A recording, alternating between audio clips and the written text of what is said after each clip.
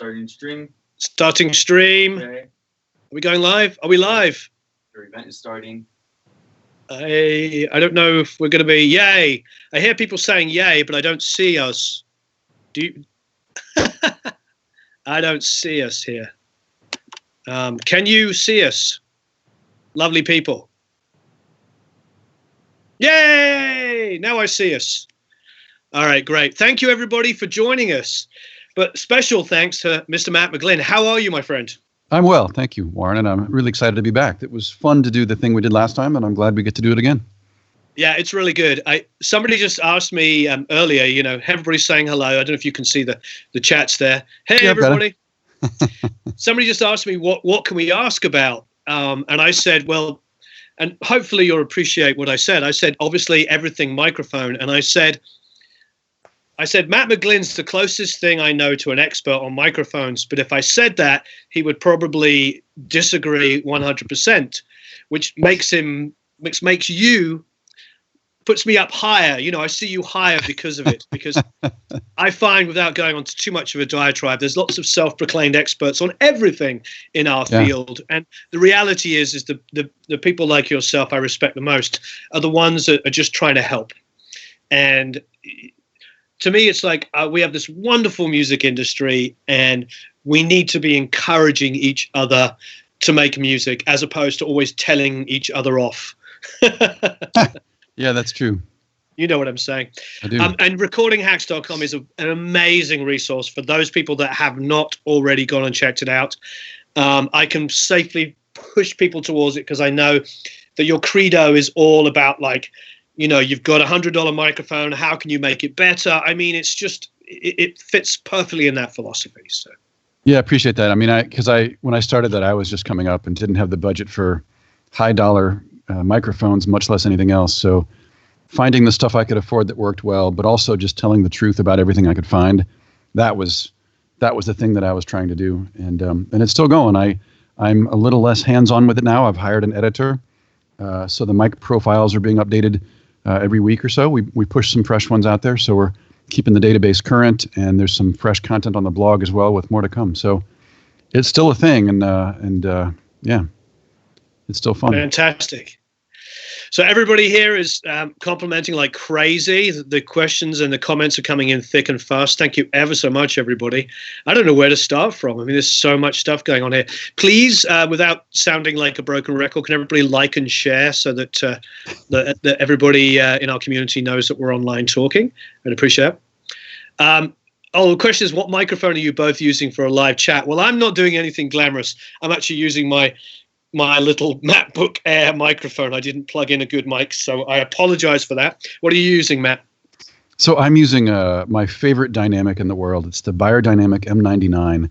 And the reason I'm using it is because it's my favorite, but the way it got there is actually a story that's documented on Recording Hacks. So I kept getting asked the question, what's a good podcasting microphone? And people kept throwing these funky colored USB mics with weird shapes at me. And I was just like, it doesn't even look like a microphone. Why would I use that?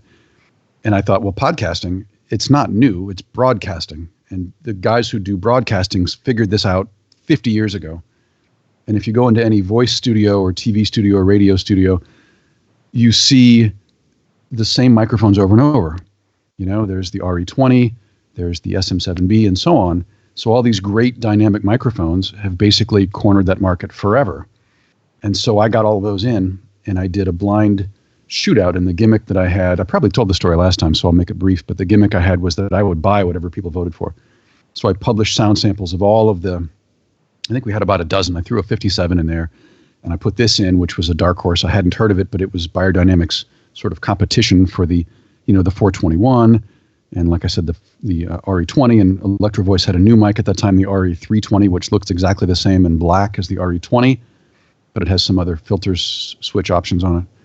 So we had 8 or 10 or 12 different microphones, and I recorded a thing into each one of them, and I did an off-axis test, and I did a proximity test, so I'd be out here for some things, and I'd be in here for some things. And so we listened to all of them, and then people voted, and so everyone voted for the RE20, which is a great mic, and I ended up buying it because I said that I would, and I love it as a sort of NPR kind of sound. But my favorite was this one, and so the Beyer M99. It's awesome. It's not for every voice. Mics are, a little bit voice specific, right? So you have to kind of hear a couple. But you have no EQ going on it at all at the moment? No. I'm going into my go-to desktop pre is a little Mackie $99 thing. I've tried doing podcasts with, a Neve pre and a bunch of EQ and compression. And then I listen back and it's just very dull and compressed. And so, not that this is perfect, but this works for me. So, and it's convenient as can be. Just plug it in, turn it on. Ready to go. Fantastic. No, that's really, really cool. I think there's a lot of lows in it. It's super, super warm. I'm actually using my non-conversational, non-microphone conversation DT 1990s, which are the most expensive headphones I've ever owned. I grew up on DT 100s, which is very European. I don't know. I don't think in America I've seen many studios that have DT 100s, but they're very European. We used to call them when I was a kid NS10 strapped to your head. They're like pure mid-range, but fantastic when you're tracking a band live because all that mid-range is obviously where we're most sensitive. So you hear like snare drums and, vocals and guitars like pumping right at you, Right. So really, really great. Right Terry says he's off to buy an M99. Right on. Well, try it. Like I said, what I find about this mic is it's a little harder to use. Like the RE20 is very forgiving. It doesn't have a ton of proximity effect. And it's fairly neutral off axis. And so it's great if you're moving around a lot. This one is a little bit less forgiving and a little bit more aggressive sounding. It worked, in my opinion, it worked great on my voice. But no mic is universal. That's why you have to have so many. Yeah, absolutely. No, that's great. But the RE20 was the one that was the most popular for most people. In the blind listening test, that's the one that got the most votes, yeah. I've got to ask, because I was over at JJ's studio a couple of weeks ago, and JJ has an insane collection. JJ Blair, I'm sure you know him, has the most insane collection of microphones. And not only does he have like one of everything, he has like 50 of it. It's quite crazy. But we I don't know the answer to this question. We talked about the 421 and how in every situation that we typically think of a 421 being useful for, such as toms, for instance, and sometimes on guitars, we end up always realizing that it's not the best mic for the job. And I'm sorry, nothing against Sennheiser. They make amazing microphones. But as soon as you put like a condenser on a tom, you're like, why did I ever use a dynamic? It's like... Well, because it might get smacked. Yeah.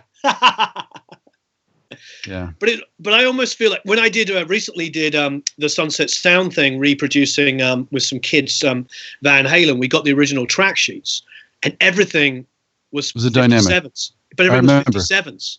Yeah, you told me that last time. Yeah, that's a great. Yeah. Well, the 57 works well on a million things, and there are always alternative choices. The thing about me for the 421 is it's just too big because I like my cymbals. Because I play the drums, I like my cymbals a little bit low. And if you've got a microphone that's, that big, pointing at your tom, and then the cable comes out, and then your cymbal is laying on it. So yeah, I never liked the 421, and I didn't like how they sound if you kind of sneak them in at a very shallow angle, so they're all pointing right at your crotch. That doesn't sound great to me. So I always go for the little Audix, the little D2, D4 Audix. They're about that long. And you put a right angle XLR on there, and the whole thing is very compact, and it sounds great. Fantastic. That's really, really cool. So what do you prefer on toms? Well, as I say, the Audix D2, D4, those are my go-tos, have been for years. I've used condensers. Most condensers tend to be bigger, but they are side addressed, so you can sneak them in.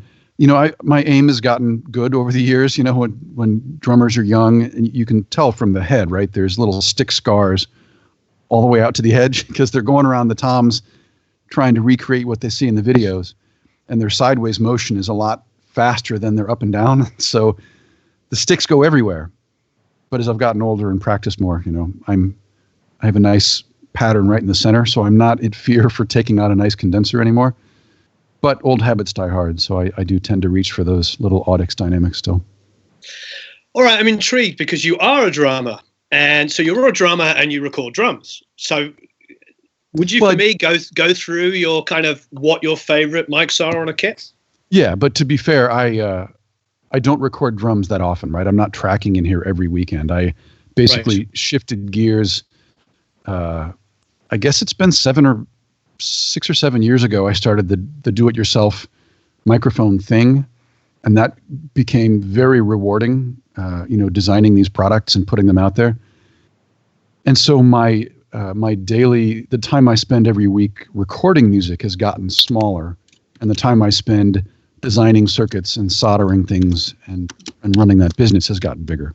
So I would not present this as cutting edge. This is me doing 8 drum sessions a week kind of setup at all. But from back in the day, my favorite on kick is the Electro Voice ND868, which they've since revved, and I haven't heard the new one. But I like a lot of what that company does for dynamics. I really am a fan of EV, of the brand, and the people there. I have some friends there as well. For snare, I never found a snare mic I loved. I used a 57 a bunch. I had a Beyer dynamic that was a dynamic, and it was really small. I believe it was the 201. I have to check the Recording Hack site because there's a picture of it, and it does have a couple of stick scars on it. But those two were my go-to snare top. Snare bottom varied all over the place.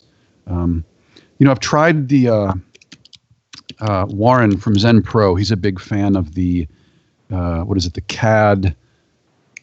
Someone in the comments has to know what I mean by this. The multi-pattern CAD condenser, M179. I think that's it.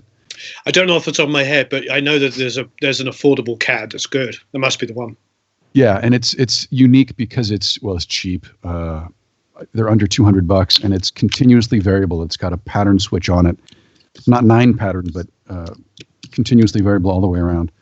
And Warren loves those on toms, and I've used them, and they sound great on toms.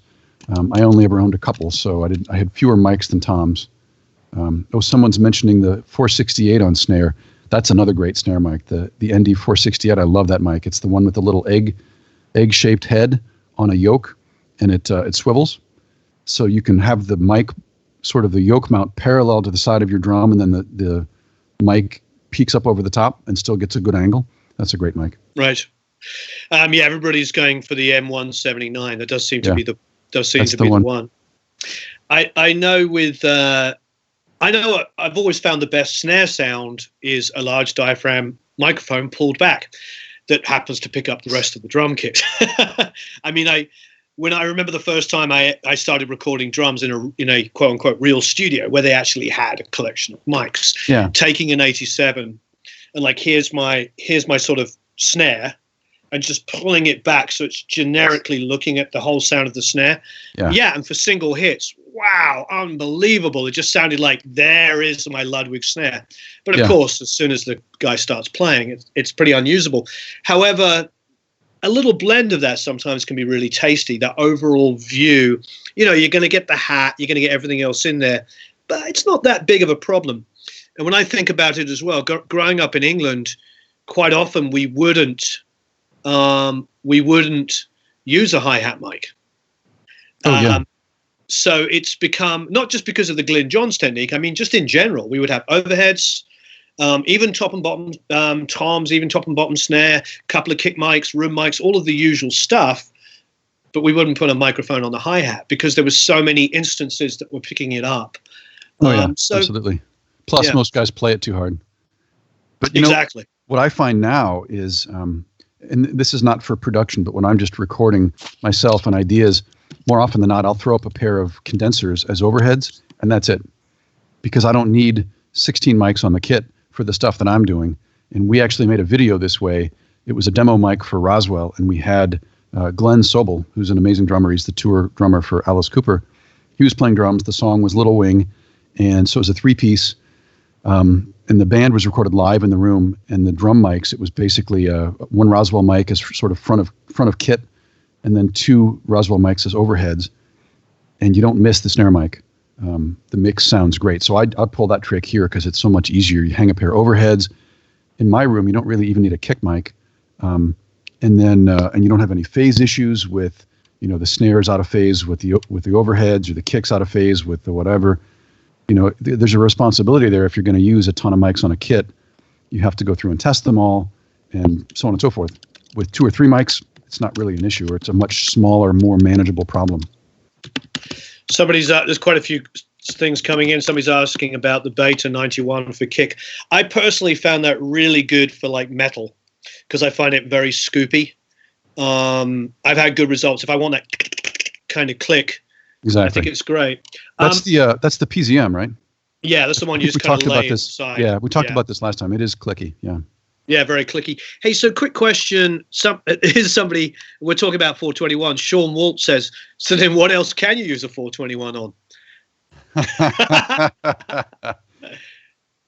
Yeah, well, it's a good dynamic. I mean, it might fly on brass. I feel like I've used that before on brass. Yeah, it's good on brass. Yeah, kick. I've definitely used it on kick. If that's what's available, it works well. Yeah, it's interesting. Yeah, it definitely. I think I wonder, because you sort of, when you made the joke about something you don't want to hit, I think that's part of the 421's allure, is that you go to a studio and they've been making them for like 40 or 50 years, these microphones. Yeah. And they've still got the same microphones they bought 40 or 50 years ago.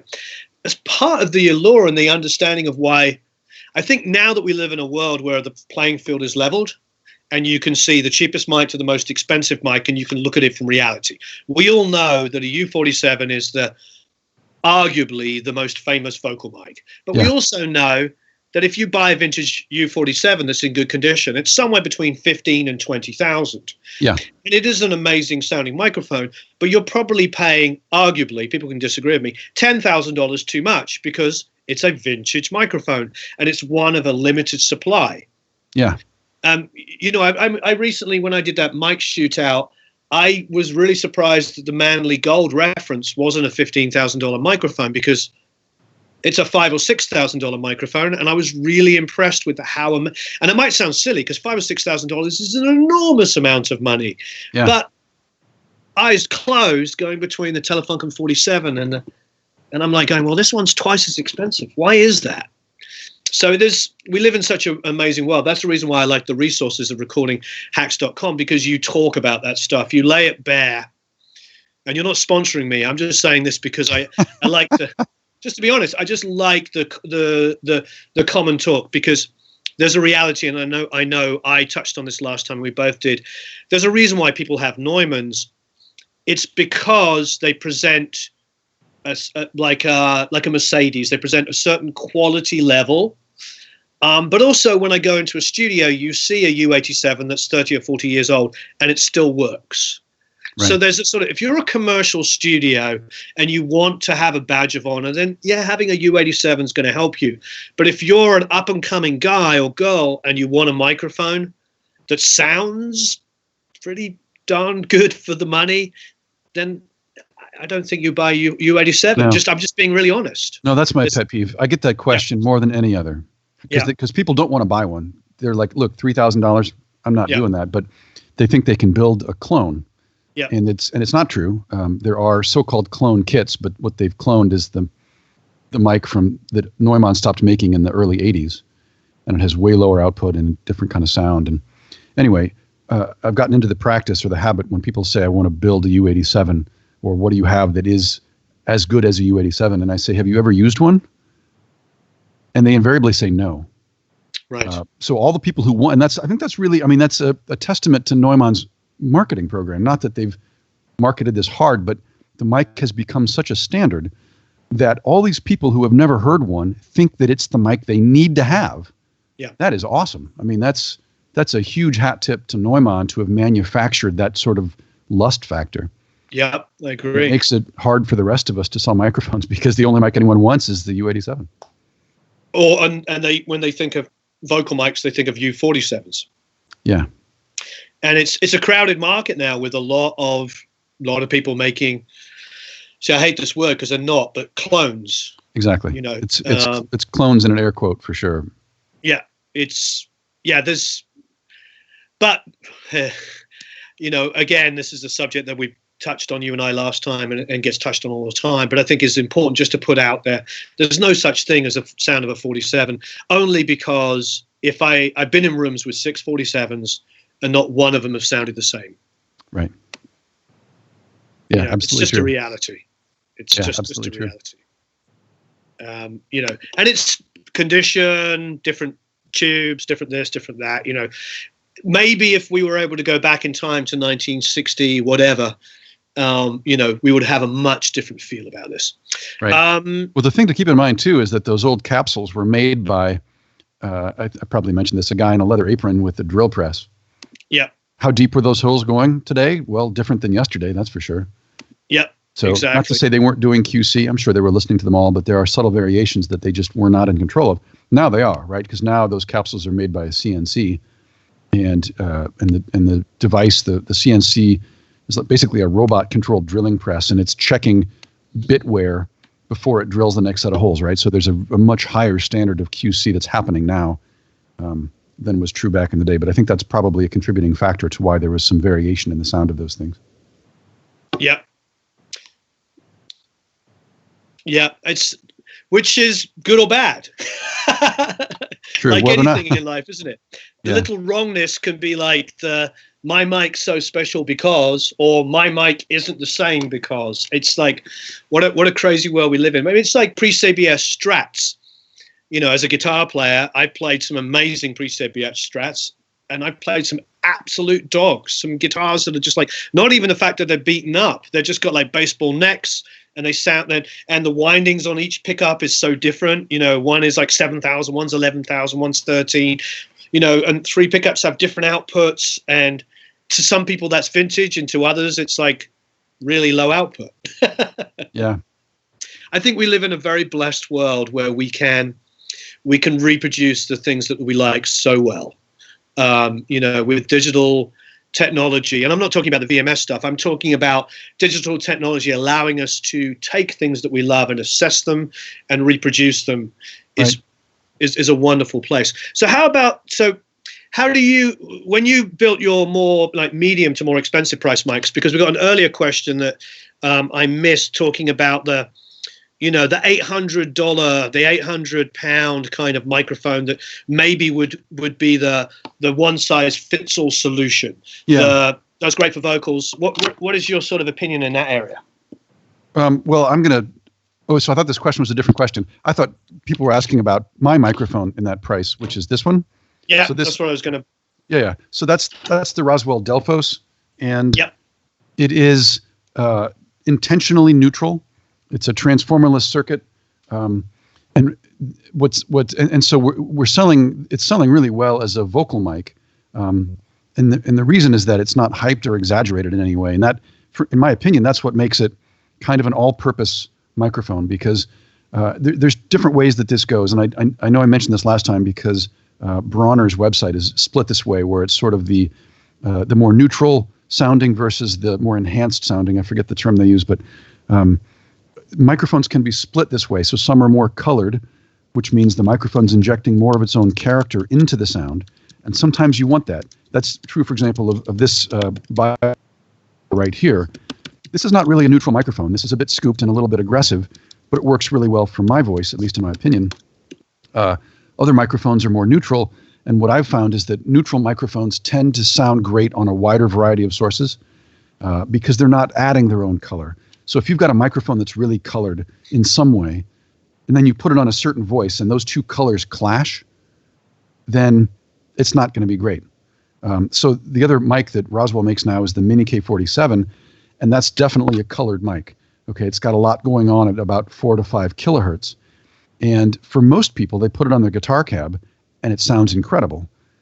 I had one guy whose guitar cab is entirely 4K. Like, he's turned everything else down and he's EQ'd it so that the EQ on the cabinet is exactly this giant peak at 4K. Then he puts the Mini K47 on it and it sounds bad. Why? Because those two colors, it's too much of a good thing, right? So for a lot of acoustic sources and a lot of guitars and some voices as well, the Mini K47 has a really appropriate color, right? A complementary color. But that's the thing that you have to watch out for. And so there's a lot of questions coming by about what's the best mic for a male voice, a deep male voice, a tenor, a voice like this guy.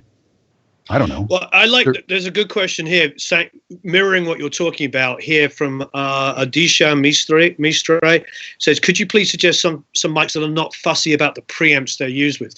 I think I understand that's easy to answer. Yeah, something very neutral, I think is well, what more asking. To the point, higher output, right? So Okay. you need a certain amount of signal into your recording device, and it's the world's a better place now that most people are working at 24-bit digital. When we were working at 16-bit digital, the noise floor was a lot higher, and so you had to basically crank up the gain on the input to where it was peaking just short of red on your inputs. That's not true anymore. Now we can record at moderate levels, meaning you don't have to turn things up, which means you don't risk overs, It's a classic situation. You put the mics on the drummer, you say, play something, and he's all relaxed, and he plays very quietly, so you crank up the gain so you're getting a really hot signal. Then the song starts, and he's hitting it 6 times the volume, and you peak everything, and everything clips, right? Speaking of I always, in experience. that situation, I always have the drummer play to something when I'm sound checking them. I never do the boom, boom, Right. boom, boom. The only time I'll do that is when I've got levels and I want to isolate an issue. Otherwise, I just have you. If it was you, I'd say play something, and we just put up something and you start jamming. So I hear you. It's quicker and easier. You move. You don't have to keep stopping and asking. You can just solo a kick and listen to that as they're playing and move. Yeah, exactly. So I understand exactly what you're saying. But getting back to the preamp question, mics that are preamp friendly are microphones that have a higher output, and that's something that my company Roswell has gone after because it's harder to do well. A lot of microphones, and this is my sense of it, especially on the cheaper end of the spectrum, under $500, my sense of it is that the manufacturers basically pad them internally. And this might not be intentional. It might be a side effect of using the wrong part for the circuit.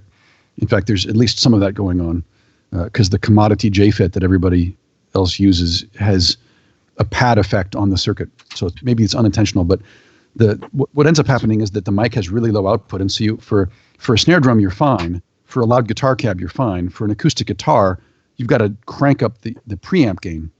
And that's where you get into trouble with the lower cost microphone, because any cheap preamp turned up to 11 sounds bad. Okay, that's where all the noise is. And so to defeat that, if you're recording a quieter source, like if you're doing a book narration or a podcast or an acoustic guitar, or you're distant miking anything, you want a microphone that has hotter output, because then you need less preamp gain, which means you don't need to go out and spend $1,000 a channel on a preamp. So that's my spiel on what microphone is preamp friendly. It's not about what brand is it or what kind of capsule it has. It's how much or what the sensitivity is.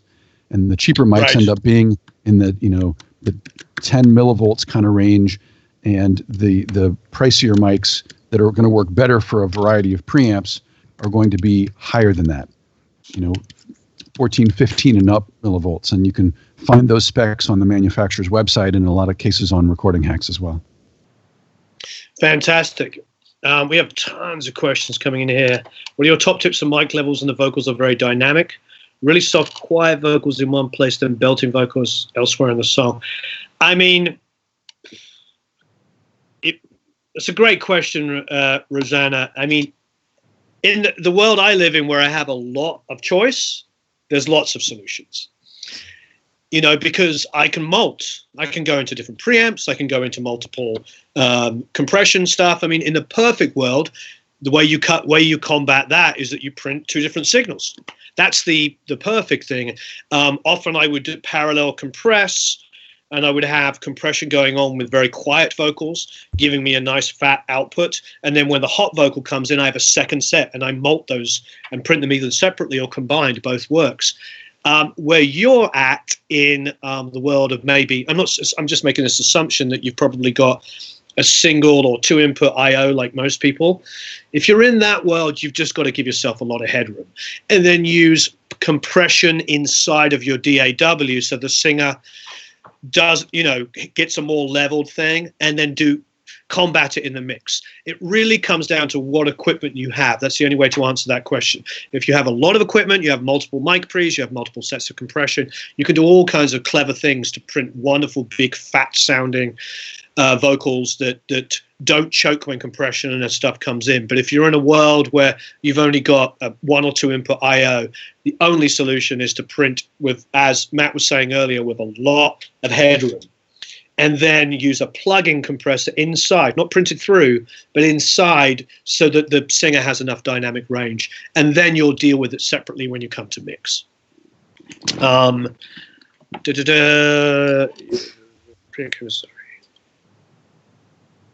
If you can't fit a vocal in a 140 dynamic range, you're doing it wrong. Preamp gain is also key. High output microphones sound cheap and sharp. Yeah, I just replied to that. I disagree with that completely. I mean, right. There can be microphones that sound cheap and sharp, and some might have high output, but those two things do not follow.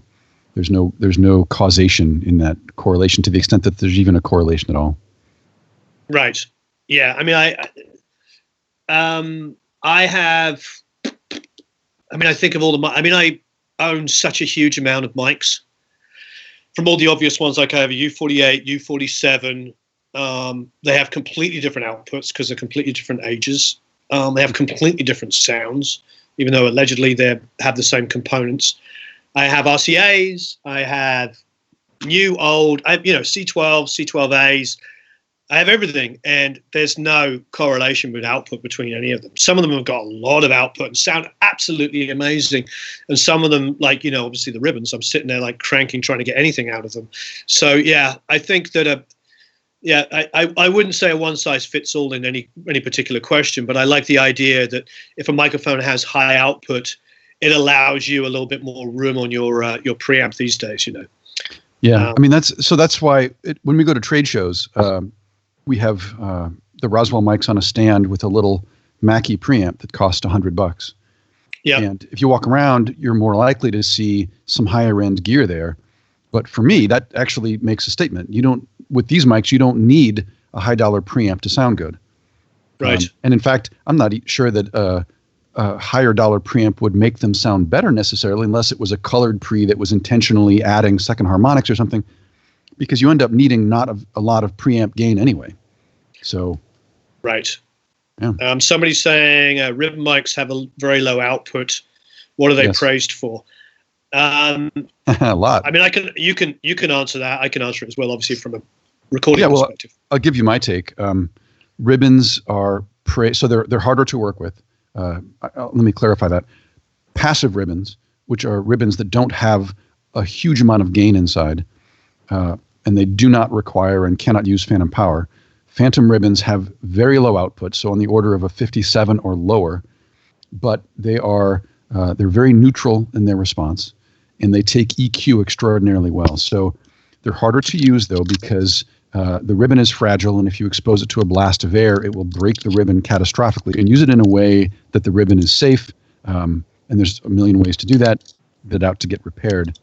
You get this very neutral, rich sound, and it's unlike a condenser. They just respond very differently and in a very musical fashion. And the nice thing is, when you first run up the faders, it'll sound dull and dark in a lot of cases, depending on the ribbon. But you can add some high-end EQ to open that up, and they just they can sound glorious on certain things. Absolutely. I will say, I don't know if you've got to mess with it. I may have talked about this last time. I was absolutely floored how good that Mesanovic mic is. Oh, really? Have you tried it out yet? We had one of them in a shootout. I don't recall which one it was. It was new as of 3 years ago. Oh, maybe it was like a year or two ago. It's like a black one. It's like super slinky looking. I don't have one, unfortunately. But reason why I mention it is because the high end was so much further extended than you would expect out of a ribbon mic. So I felt like it offered a lot, and it's probably, like you're saying, an active mic. So it had a lot more uses than, because I have a ribbon sitting, an AEA sitting on my piano at all times, because I have a crappy upright baldwin piano that's super bright and it works perfectly with it, and I don't ever change the mic. Right. But I again, like answering the lady's Rosanna's question from earlier, I'm in a blessed situation where I can go, I've got lots of mics and lots of different preamps and different whatever, and I can sort of tie something up permanently to do one job. And that's a very unique thing. But you were talking like with the Delphos and stuff, it's like those kind of microphones where, with application of EQ and compression, you can use them in 50 different solutions rather than one. Yeah. So one of the tricks that you see with some ribbons to bring out the high frequencies is they'll use a resonator in front of the ribbon. So it's a little piece of perforated metal that's intended to vibrate in a certain way, or resonate in a certain way, and that helps accentuate the high end. So you need less. So it sounds better out of the box. You need less EQ later. So if you come up with a ribbon that sounds more condenser like, with a more open top end, more bright top end, that's probably what's going on. Interesting. It's a valid thing people do. I didn't actually know about that. Maybe that's what they're doing with the Mesanovic. I like supporting the guy who was handmade in his garage in Detroit. So, right. I've always got that sort of. Absolutely. You know what I mean? That's why I like Peluso. I like these kind of companies where that that's a husband and wife, just people out there trying to make a difference, Absolutely, yeah. Like yourself. There's so many great questions. I don't know where to start. I can throw out a couple here. So please. Ribbons on vocals, yeah, absolutely. Someone in the comments had said it needs EQ. Yeah, roll off the bass, roll off the proximity, position it well so you're not blasting into the microphone, which in general you wouldn't want to do anyway. Like, in other words, you don't want to be singing right at it in a lot of cases unless you've got a pop filter. You can see for me, I've got this off axis, so if I say a word with a P, I'm not blasting air into it. So that's even more important with a ribbon. So ribbons on vocals work great. Ribbons on overheads also work great. So here, if you haven't heard ribbons, if you haven't played with them much, one of the most ambitious mic shootout I've ever done was a thing that was called the $60,000 ribbon mic shootout. And we had 30 or 40 microphones. I think it was 30 different kinds of ribbons and 40 total because we had stereo pairs of a bunch. And it's on Recording Hacks. And there's a bunch of sound files you can hear. And we did sax, drum overheads in 2 different rooms. We did guitars. We did character voices where, what is his name? The guy that does a bunch of like pirate voices for Disney and things. It'll come to me. But anyway, so he did a War of the Worlds thing and like a couple of character voices through a bunch of ribbon mics. Ribbon mics were historically used in all the old Disney animations because that's what microphones were back in those days, all those RCA ribbons. And so anyone who's trying to do not anyone, a lot of people who are trying to do animations, they love to use ribbons on vocals because that's what the guys did back in the day. So as a sort of nod to the historical process, they would use ribbons on that voiceover. Someone else asks on a totally other subject about the Perception 220. That is basically a U87 clone. Again, big air quotes there. It's the U87 circuit, designed in Austria, manufactured overseas. It's a pretty good mic for the price point. It was featured in another Recording Hacks thing we did, the best sub $200 condenser, I think was that one. So you can hear a bunch of samples there and see how it works for you in comparison to other mics in that same sort of price category. I will also add a note that we've had good success. So the complaint that people have about that mic is that it's too bright, which is interesting because the circuit has corrective EQ built in, and yet the capsule that they used is even a little brighter than Neumann's. And so the EQ that's there isn't enough for some sources. Now, you might hear it and love it. So, this is always subjective. But for me, that mic gets a little bright sometimes. And so we've had some success replacing their capsule with a different one. So if you're into the DIY thing, microphoneparts.com is my other company, and we have a capsule there that can be dropped into the Perception 220, and it will neutralize that top end a bit. And we've had some good success and some good feedback on that. Somebody's just thank you for that. Somebody's just commenting on Martin saying he loves the Bio M160. That is actually one of my favorite mics that I never see in American studios. And JJ is one of not in LA. Nobody ever has it. When it comes to ribbons out here, and don't get me wrong, Royer make a great ribbon, but it's mainly Royers I see outside of RCAs and AEAs. But yeah, the M160 isn't that allegedly the sound of a lot of Zeppelin stuff for room mics and everything? I think it was always M160s. I could be wrong. I know JJ is a big fan, and I'm a huge fan. My M160, unfortunately, is broken, so I'll have to get it fixed. But somebody says, Paul Cook says, if you had $200, what mic would you buy?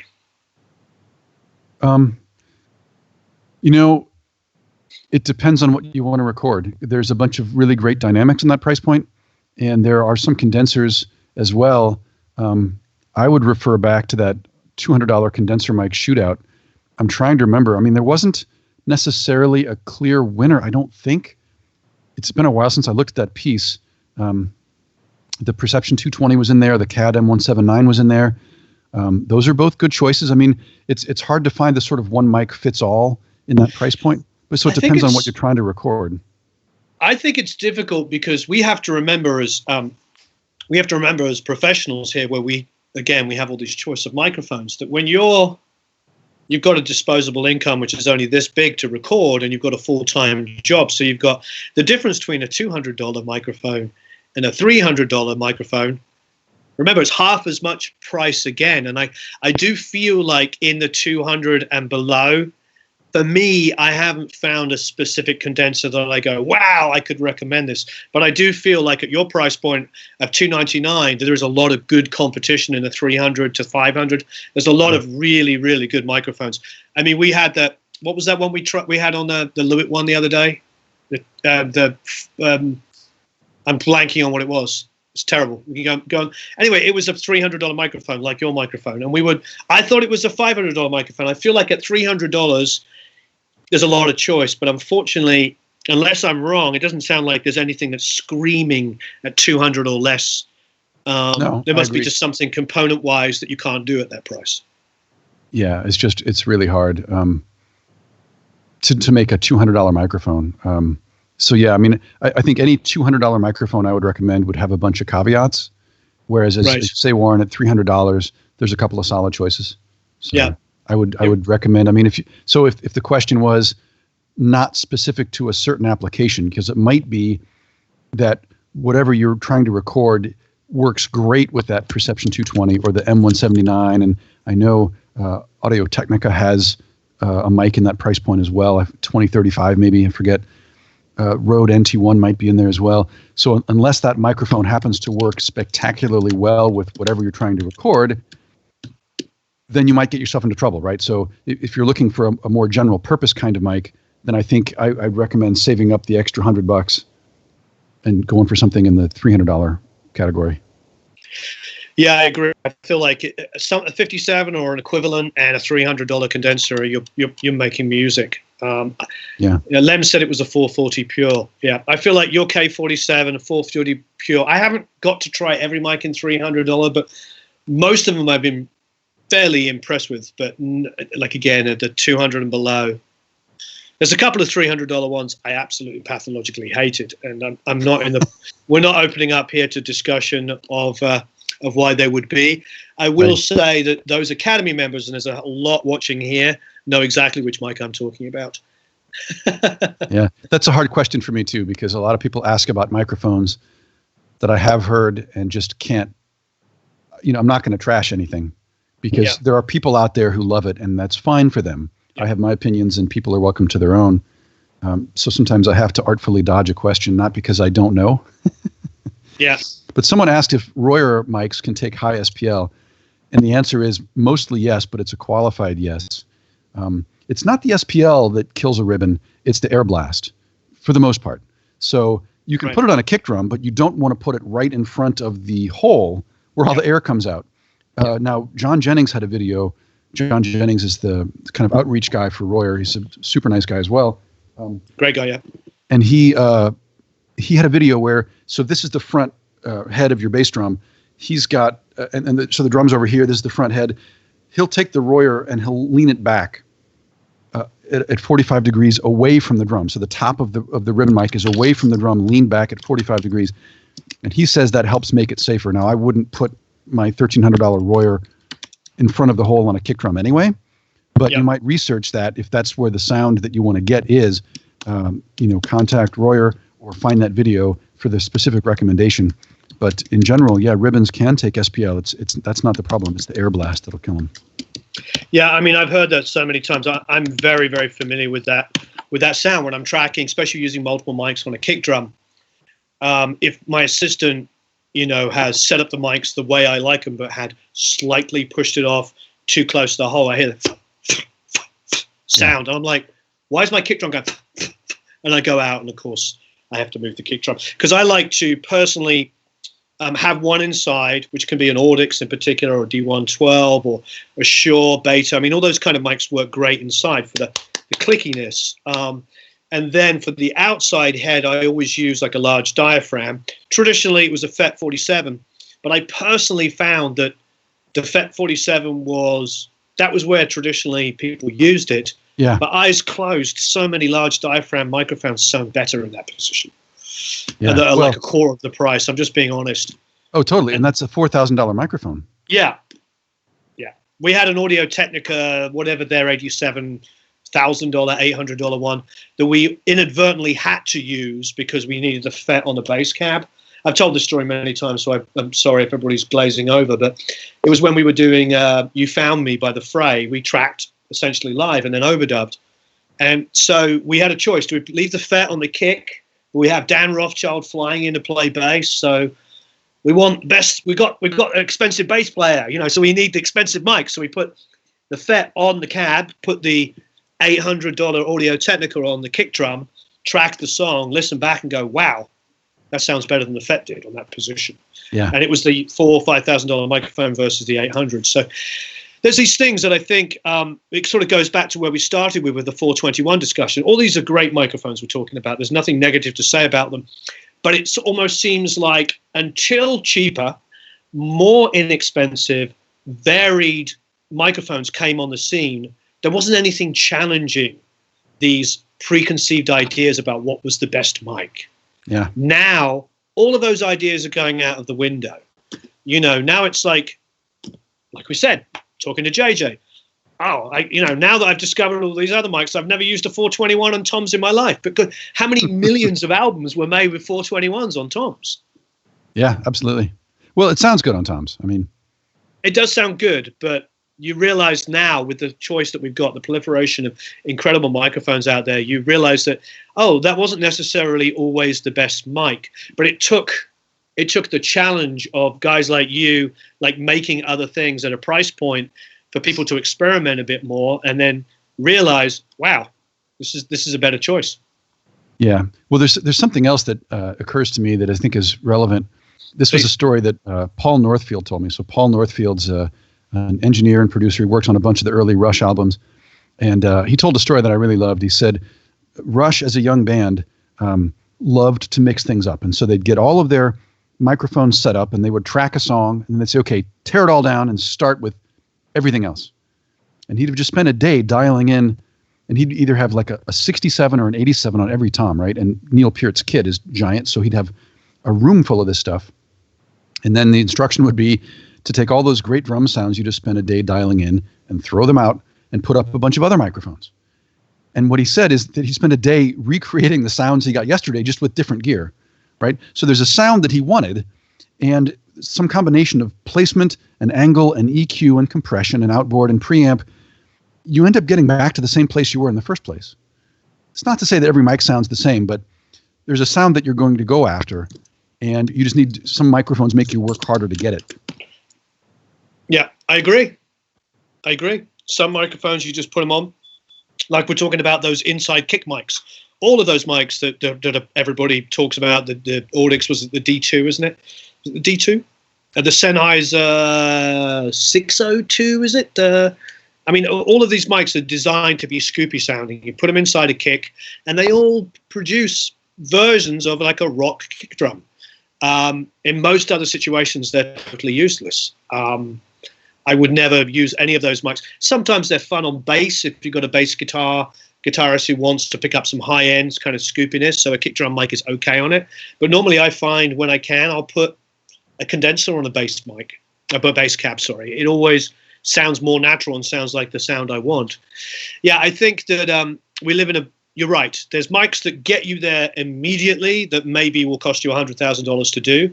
And then there's mics that you just apply a little bit more EQ, a little bit more compression, move them around a little bit more, and suddenly for a tenth, if not a hundredth of that price, you're recording drums almost as well. I've proved that so many times myself just by being an engineer that gets thrown into different situations. I mean, back in the 90s through the mid-late 2000s when we had bigger recording budgets, I'd be in New York making a record. I'd be in Bloomington, Indiana. I'd be in Colorado, you name it, all over the world making albums.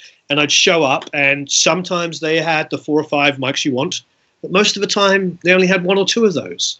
Yeah. And the assistant would come up to you with some strange-looking mic and go, "This is the best snare drum mic you've ever heard." So you put it on the snare drum, and you're like, you know what? This sounds really good. I remember an Altec mic, and I wish I could remember the model. You might know which one was special. Putting it on a snare drum because Jack Douglas said it was amazing, and pulling it up and going, "Wow, that sounds like Cheap Trick and Aerosmith." Yeah. It was like... I don't remember which one it was, but I think I saw one of those at Steve Albini's studio in Chicago. Right. Yeah, there's just certain... It's like taking us out of the box. So I love that sort of thinking. Yeah, it is interesting though, because I'm these days, I'm looking over at my drum kit. I've got the weirdest collection of mics that don't make any sense. I've got like $200 overhead condensers.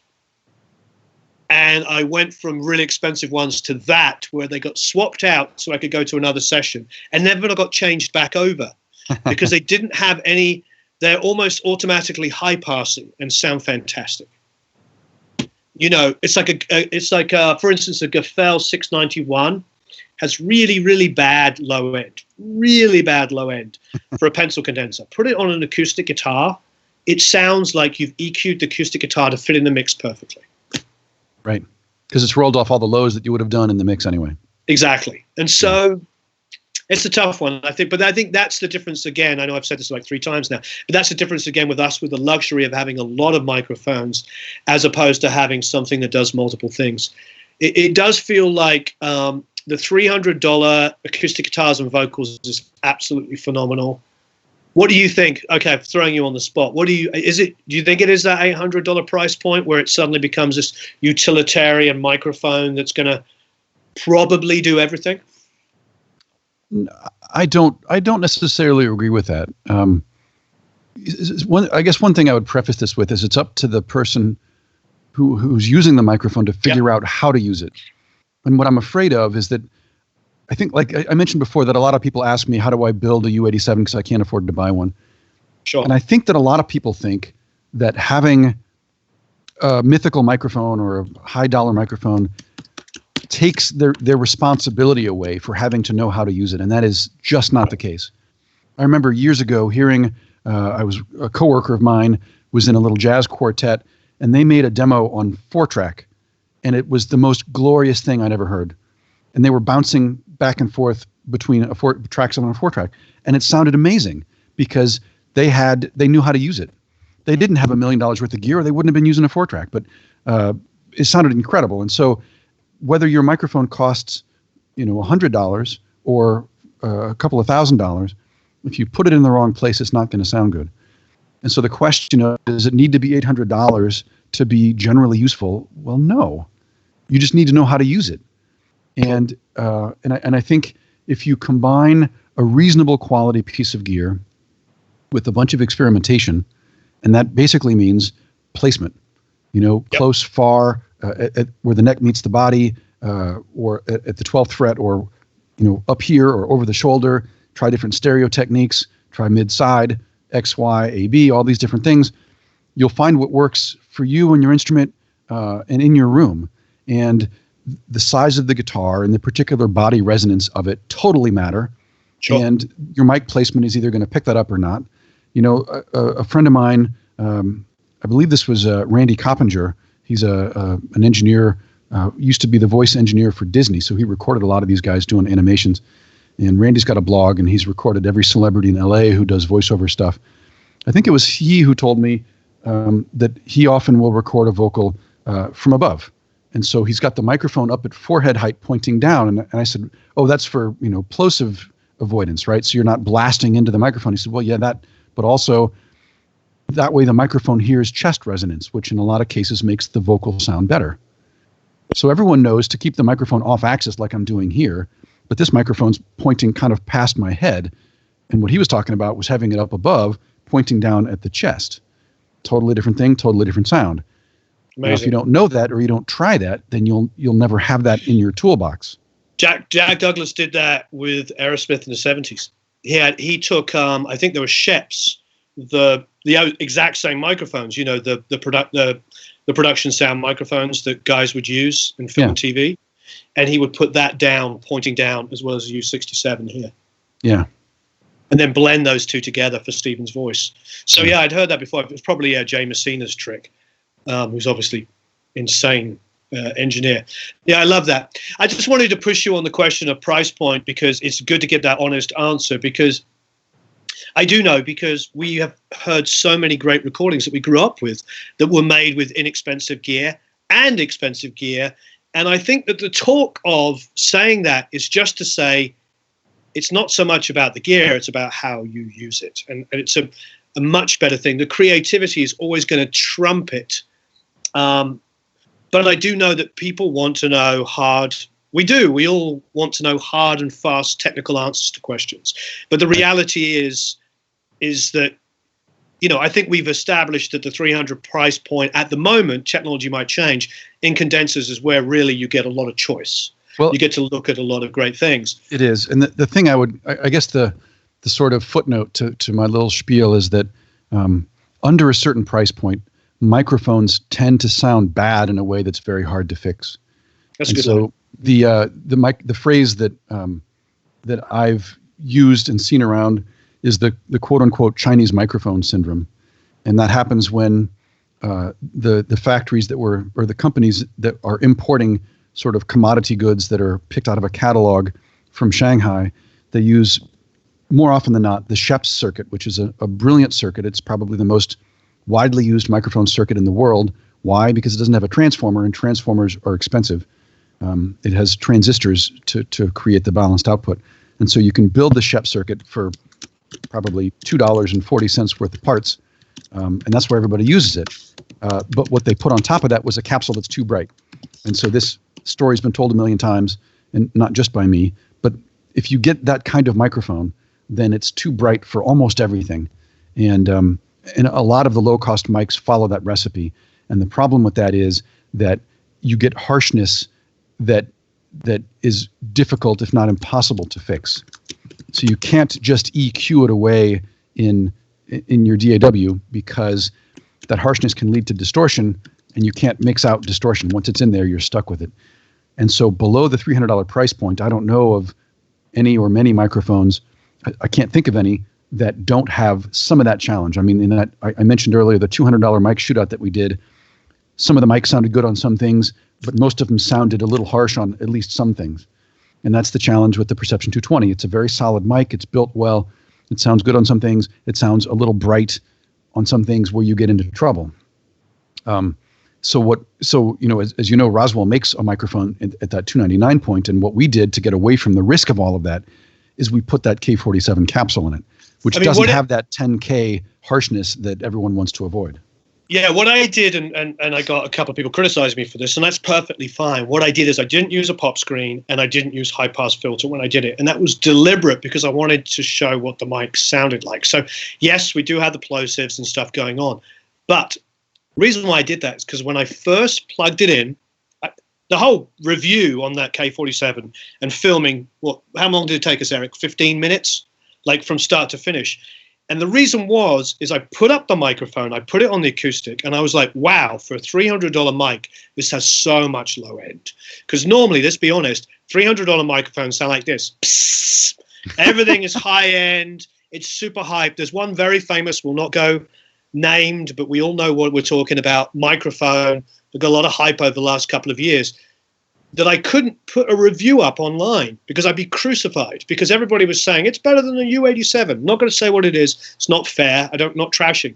But it was one of the most hyped top ends I've ever heard in my life. So for me, completely useless.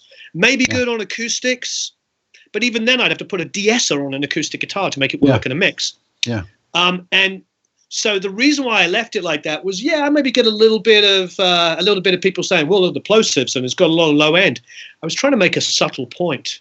The thing about the K47 is it's got a lot of low end. It's got a lot of warmth, which is nothing. Let's all be honest, nothing you associate with a $300 microphone. With a $300 microphone, you associate you look at even the manufacturer's own frequency charts is like this. Yeah. Always. So I was very impressed with that. So I apologize, everybody, that I didn't put the pop scream on, but I was making a point of listen to how much low end as well as the top end. So it's a very impressive mic, and I do think there's a handful of microphones in that, maybe 3 or 4, with yours being obviously one of them, in that price point, which really stand head and shoulders. And I look, I know it's difficult going back to that guy asking about the $200 price point. It is 50% more. And I know that if you're a home guy or girl and you're married and you've got kids or you're up and coming, that's a lot of investment to suddenly go, hey, honey, or mum and dad, can you give me an extra $100 for a microphone? So if I'd said that to my dad, he would have looked at 2 black things and gone, well, this one's $200 and this one's $300. Why do you need an extra $100? They both do the same job. So I get it. But I do feel like we're hammering home the point, and it's my fault. I apologize, but it does seem like that's the price point to begin with. And there's no absolutes, as you're pointing out. There's definitely no absolutes with microphones. It is definitely about placement. It is definitely about choice, maybe, with mic pre's. But these days, I feel like the entry level now on mic pre's that come with Audient, Focusrite, RME, the inexpensive ones up, are all pretty darn good. Like you were saying, you're using Mackie pre's and you're getting great results. What's your feeling, moving off mics for a second, as far as mic pre technology, affordable mic pre technology? I agree with you completely. I think the cost of, or let me say this a different way, there's a bunch of choice for kind of consumer / prosumer grade audio interfaces and preamps. And I think they all sound really great up to 75% of gain. You typically wouldn't want to go higher than that, but they have a pretty good gain structure up to that point. And for most things that you'd record, certainly for any kind of vocal, certainly any amplified instrument, of course, drums, you've got plenty of gain. You might, if you had a particularly low output mic or a ribbon, for example, and you wanted to record, the one of the classic hardest things to record would be like a nylon string classical guitar, because those I've never recorded one. Speaking to engineers who have, they tend to record those from further away. So it's not something where you're up on the instrument. They're actually 4 or 6 feet back. And a nylon string guitar from 4 to 6 feet away is pretty quiet. And so then in those kind of situations, you would need a lot more gain. And so you'd get into trouble. That's more of a specialty kind of consideration. But aside from that kind of corner case, I think a lot of those pre's sound really great. They're transformerless, they're neutral, they're easy to use. Work well on a variety of sources. Someone asked about a cheap tube pre. I think that was the question, cheap tube pre, and I don't have an answer for that. A lot of the cheap tube pre's aren't really tube pre's. They have a tube that's lighting up, but they're not really using it for amplification or gain. So if it's a tough one. I feel like, to interrupt, I'm very sorry. I feel like Auric Wild makes a good case for the ART stuff. However, they use the tube, and you'll know better because you understand electronics a million times better than me. And I'm certainly no expert on this. But they use the tubes to add some saturation to the circuit, where, for me at least, tube circuitry is about massive input and output transformers that add what people commonly call warmth, and I call weight, gives some girth to the signal. I don't know if heft, I hate the term warmth because one person's warmth is but it's such a contentious word. But so I don't know if the ARTs necessarily do that, but for the price, they're really good sounding mic pre's. And when you've got a guy like Auric Wild who makes records which sound phenomenal on them, you can't really argue. Now, again, he knows how to use them. Yeah. I don't know. I don't personally know, and I'm looking around at all the gear I've got. I don't know of an inexpensive piece of tube mic pre. I don't know if there may be something that I don't know about. But I feel like it's the thing that's come up a couple of times now is that one component, transformers.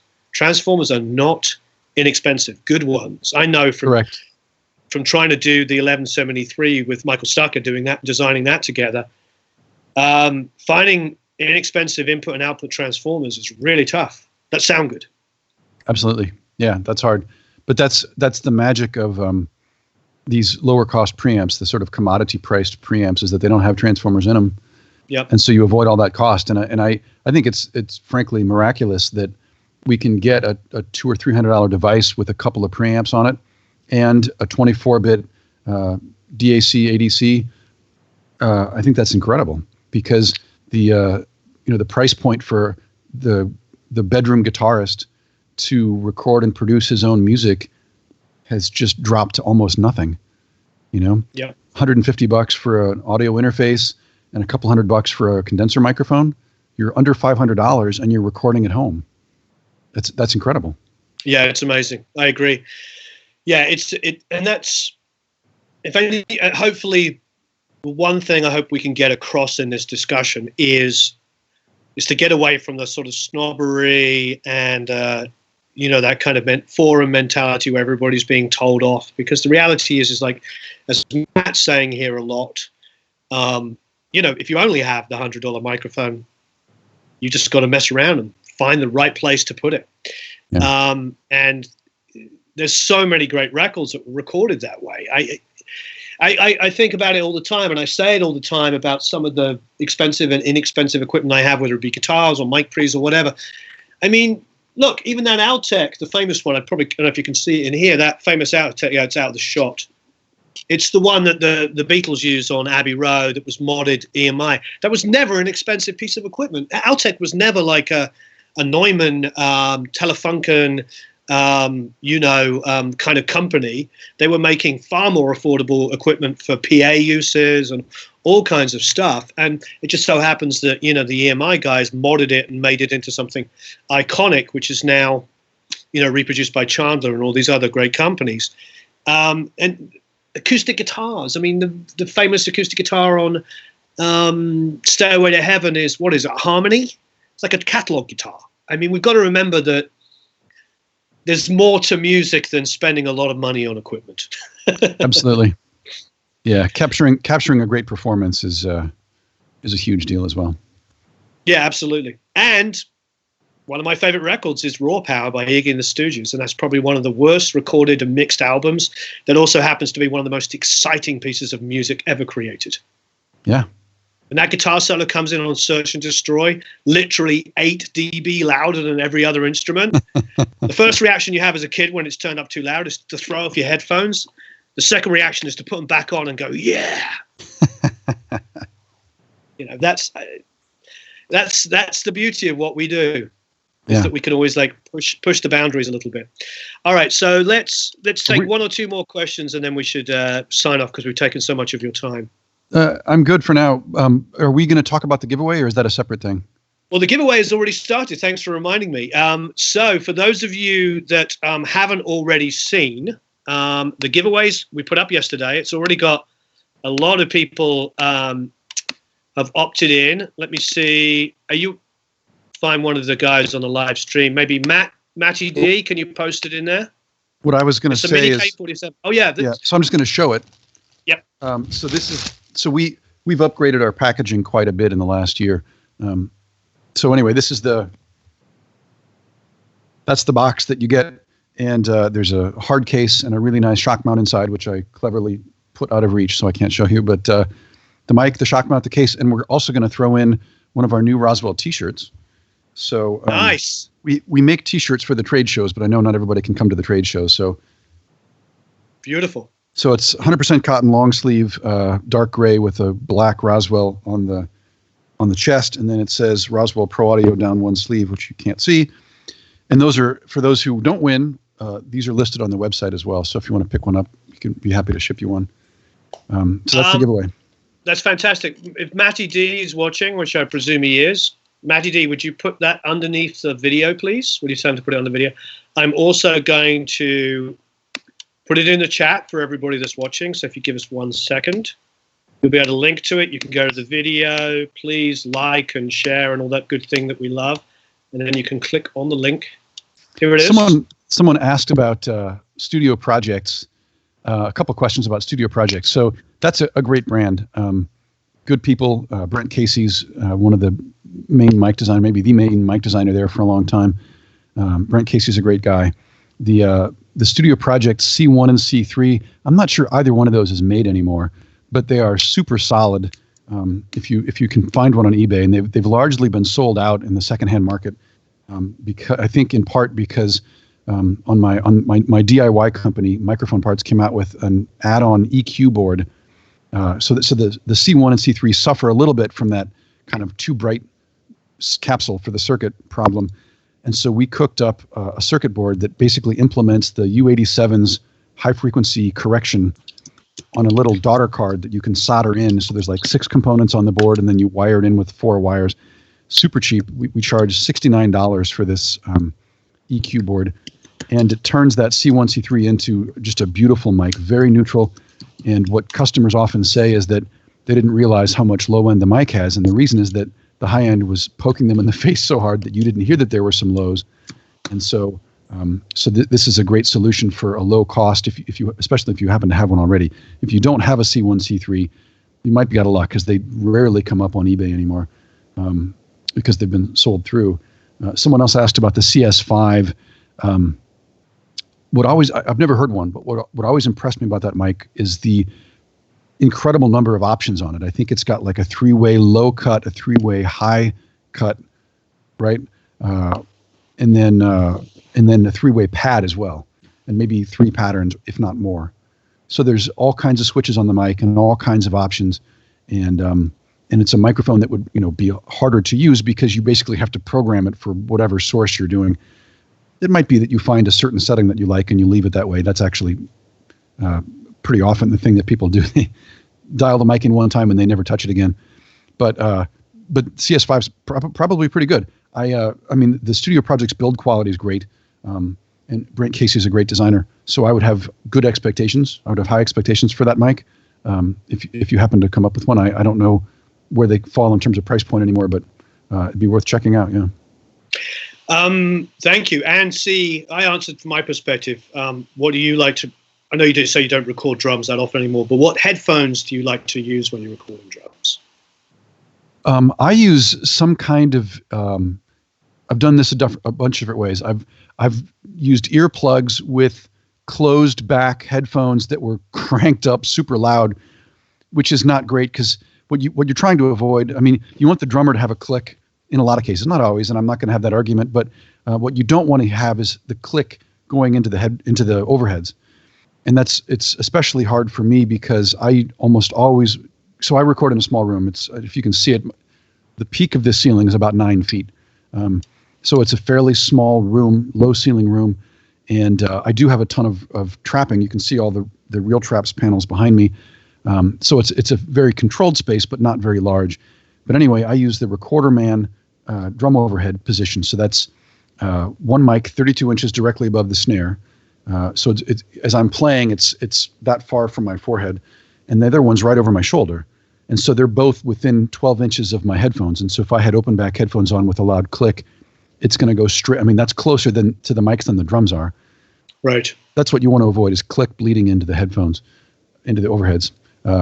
So nowadays I use some kind of in-ear monitors, not fancy, not fitted, just like Shure $100 rubber tip. Screw those into the ears, and then you have a controlled volume. The downside to that is you have to put a drum mix into the headphones with the clicks. You have to mix that relative volume with everything else. But if you can manage, and that's not that that's hard, it's just something you have to worry about that you maybe wouldn't if you had an open back headphone kind of thing happening. But that's what I do. Fantastic. So I keep posting up, everybody, the link to the previous video, which we just put out yesterday, which has the giveaway. So please click on that. And you can watch my review. Like I said, I did it in real time. So it's like one acoustic guitar, one double, me singing. I didn't put a pop screen on, and I didn't EQ and didn't compress on the way in. So you'll hear the warmth of it. It's very impressive. It's a very impressive mic. Somebody is asking, and maybe you do, says, do you make or can you make a mic between the Delphos? I just saw that. Yeah, yeah. Could we? Yes, we could, but we're not. And the next question I saw was, are you working on a new mic? The answer is no. We're working on about 5 new microphones. This is the first one that will come out. This one is almost done. This is the final. There's one capacitor, that little guy right there. We're having a hard time finding in enough quantity, so I might have to tweak the circuit board layout to make room for it. I put these out of reach too. I thought I'd found them, but there's these great new old stock styrene capacitors from a brand, I think it's Mial, M-I-A-L, or Mile, but they're epoxy coated, and they're like that big around, and I bought the right value, and they don't fit. I could put it on the back. I don't want to do that. But anyway, so we're having to source some vintage capacitors for this.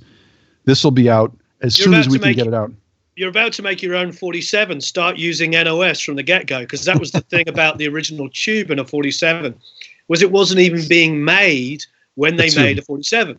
And they were pulling them out of the old dispatch radio that had like 30 plus of them in. And then, of course, they woke up one day in like late 50s like, oops, we don't have any left. Yeah. Well, all those VF14 tubes, and that's why there isn't a true clone of the U47, because all those VF14 tubes are long gone. And the ones that are left that come up on the market, they could be VF14s, but Neumann classified them all as suitable for microphones or not suitable for microphones because they were too noisy or too microphonic. And so the ones that turn up on the used market for the most part now are the ones that Neumann rejected back in the day. The ones that are good are being hoarded by the people who own a U47 and are deathly afraid that their prized microphone is going to get noisy. I have 2. Yeah.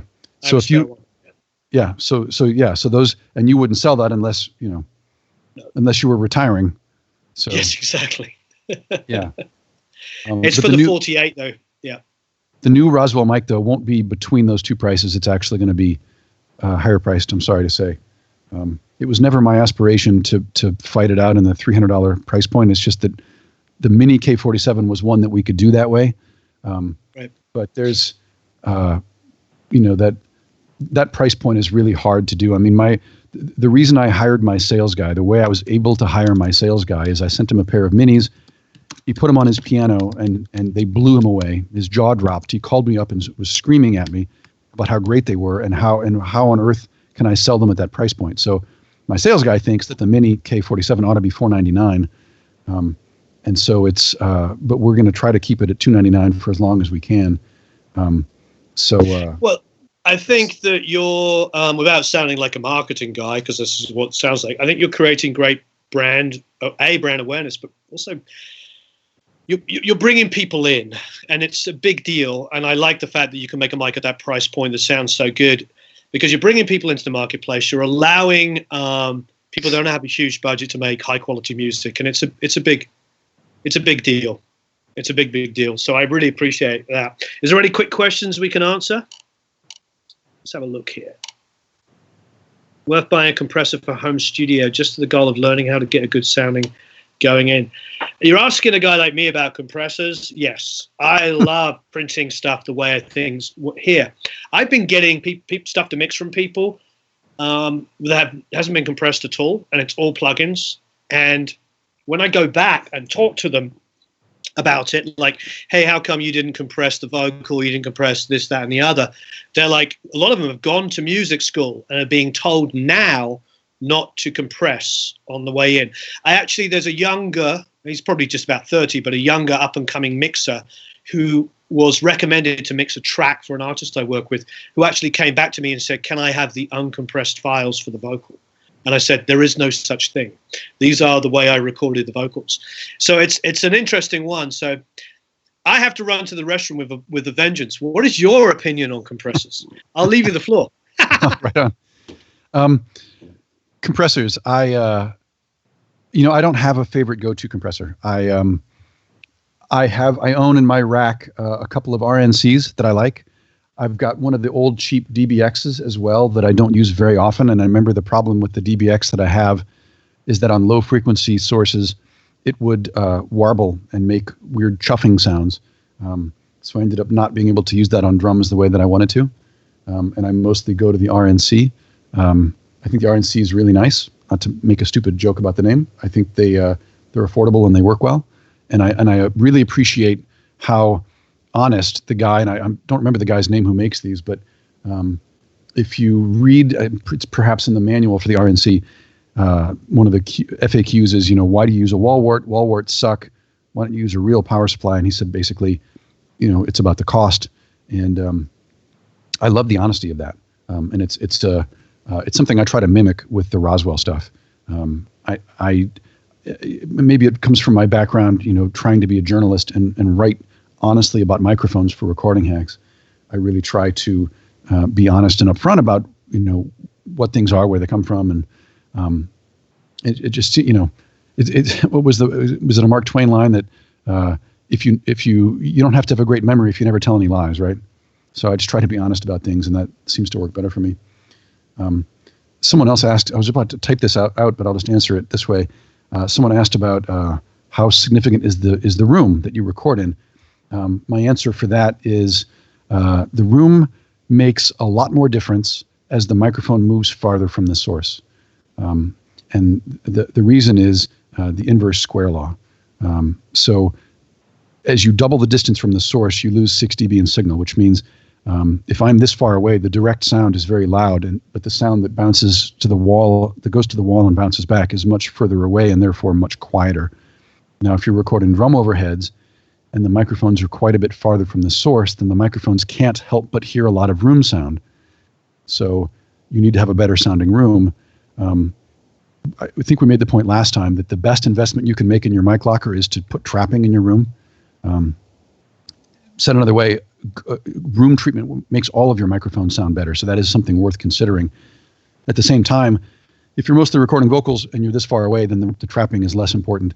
For drums, it's more important because you have more distance between mic and source.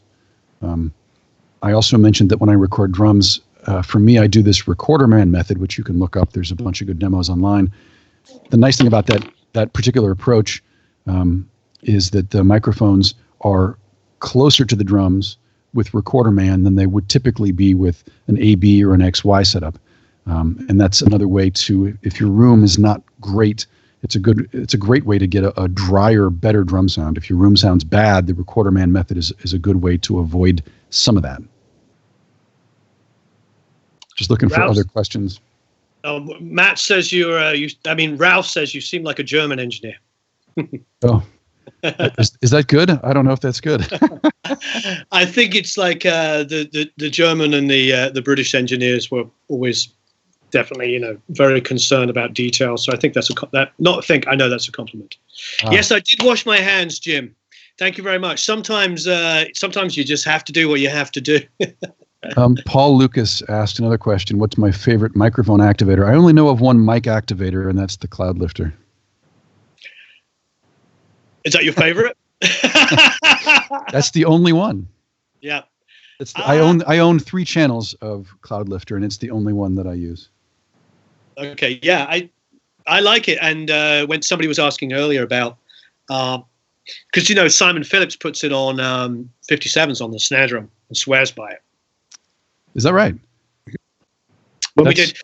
Interesting. When we did the Simon Phillips, a lot of people said on a 57 it does pretty remarkable things. I have not used it on that, so. That's interesting. The reason I raise my eyebrows is not because it's a bad idea, but only because it seems like you'd get so much signal out of that you'd have to pad it at the pre. I think we're talking, I agree. But I think we are talking about Simon Phillips, who has more subtlety in his playing. Oh, yeah. You've got a guy that's probably like just tapping the snare drum and wants the ability to be able to like pick up the softer stuff. And occasionally, he's in a different league to our average guys and girls that we're dealing with. So I can see the reality if he wants to play that really ultra dynamic way that he does, Yeah. Absolutely. I photographed him many, many, many years ago on a clinic tour. It's got to be 20 years ago. He had an album out at the time called Protocol. Yeah. And he named his band that later, but his first EP was called Protocol, and I still have a copy. I don't think it's in print anymore, but just a beautiful album. Great players, great drumming, really well engineered, just crystal clear. Awesome. All right, everybody. This has been absolutely amazing. Thank you, Matt. You're a rock star. Thanks for spending the last hour and a half with us. Oh, thank you for having me. I deeply, deeply appreciate being invited back. That's usually a good sign, right? It must have been okay the first time. But I was going to throw this out. Please. Two things. Actually, just one thing. So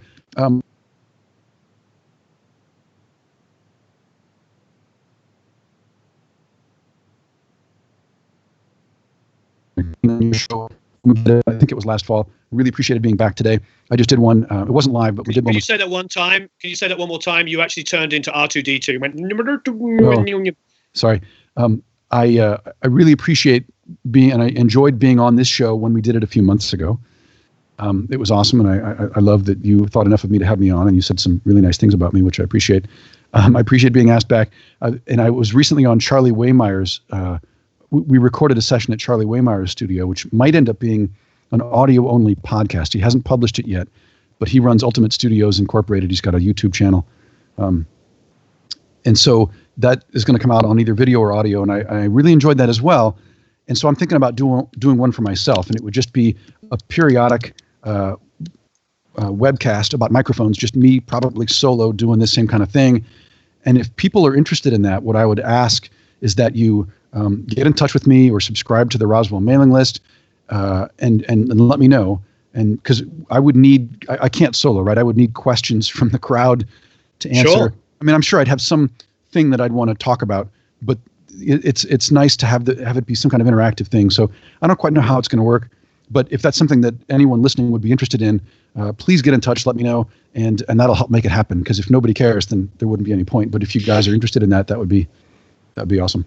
I'm sure lots of people will be interested. Please, everybody, like and share this video. That would be absolutely amazing. I'd really appreciate it. I see there's 287 still left. We had a 300 or 400 at one stage. Thank you ever so much. Could you please like and share this? And after the video goes, I keep getting the wheel of death. Are you getting it too? After this video goes live, please feel free to come back and leave comments and questions. I might throw Matt under the bus to make him answer any other specific ones if you get them. Absolutely. Are you okay with doing that? Totally. We got that. Do you hear that? Everybody heard that? He said absolutely, totally. You got that? Everybody heard that? Signing the contract. Signing the contract. As my lawyer always says, if it's recorded, it's legal. All right. Thank you ever so much. Watchman says can only like it once. Well, please like and share. I really appreciate it. Thank you ever so much, everybody. Thank you very much, Matt. This has been absolutely wonderful. Oh yeah, and subscribe if you're not already a subscriber. Subscribe. Do you have a YouTube channel? We do have a YouTube channel. Yeah, there's some really great music videos. My philosophy on music videos is watching someone stand there and say, "Well, this is not very interesting." So what we do is we make a music video that happens to use our products. I mentioned the one with Little Wing. Love that. We recorded a really great band called the Rump Roller Organ Trio playing a version of "Shut Up and Dance," which was that very popular dance vocal number. But this is an instrumental take on it with Hammond. It's a Hammond trio. I mean, you can't not love a Hammond. So we've got that up there, a couple other things. So yeah, we don't make a ton of videos, but we try to make them musical entertainment first and then product demos second. So yeah. I agree. It's fantastic. Didn't Alex Calise do something with you? She did. She's great. Yeah, she's a good friend of mine. She's done a couple things. She did a couple just vocal audio demos. So you can listen to Mini K47 versus Delphos featuring Alex as well as some other singers. She also, I believe, sang on that Little Wing video. That's what I thought. See her in person. Yeah, I met her at NAMM. She's great. She's fantastic. I did an album with her, and also Academy members, and there's a lot of Academy members on at the moment, will know her because they've mixed Wasted. I just took Wasted away and turned it into Mixed and Mixed. Anyway, they've mixed that track, and yeah, she's a sweetheart. She's really easy to work with. She's very talented, and it's great that it's great there's a family of people that are all here helping each other. I really appreciate it. Yeah, right on. Well, anyway, thank you for having me, Warren. Thank you to everyone for your questions. Thanks for listening. Keep in touch. All right. You rock. Are you signing off there, young Eric von Derrickson? Please like and share. Leave some questions, everybody.